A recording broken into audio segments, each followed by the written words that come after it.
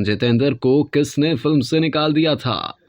बॉलीवुड के सीनियर अदाकार जितेंद्र ने फिल्म सहरा के जरिए बतौर जूनियर आर्टिस्ट इंडस्ट्री में डेब्यू किया था। उनका शुमार इंडस्ट्री के नामवर अदाकारों में होता है। जितेंद्र ने कारवां, खुशबू, किनारा, आशना और खुदगर्ज जैसी कामयाब फिल्मों में अदाकारी के जौहर दिखाए। अदाकार ने भारत के एक टीवी शो में इंडस्ट्री में जदोजहद के दौरान अपने साथ पेश आने वाला एक दिलचस्प वाकया सुनाया। जितेंद्र ने बताया कि एक मरतबा वो शूटिंग के लिए आधा घंटा ताखीर से पहुंचे तो हिदायतकार शांताराम ने उन्हें खरी खरी सुना दी और कहा, इसको निकाल दो, वापस मुंबई भेजो, इसकी शक्ल नहीं देखनी। जितेंद्र ने मजीद बताया कि मैंने अपने वालिद को फोन किया और बताया, डैडी मैं आधा घंटा ताखीर से आया, मुझे सबके सामने इतना डांटा और निकाल दिया और कहा कि इसको मुंबई वापस भेज दो। मेरे वालिद ने जवाबन जो बोला उसने मेरी जिंदगी की काया पलट दी। जितेंद्र ने बताया कि मेरे वालिद ने मुझसे कहा, आजा, आके मेरी गोद में बैठ जा। मैं डर गया कि इधर वो मुझे निकाल रहे हैं और इधर मुझे गाली पड़ रही है। मैं जाऊं तो जाऊं कहाँ? अगली सुबह 6 बजे मैं मेकअप करके जूनियर आर्टिस्ट का लिबास पहनकर शांताराम जी के कमरे के बाहर खड़ा हो गया। जैसे ही वो बाहर निकले मुझे देखकर खुश हो गए और कहा, चल चल।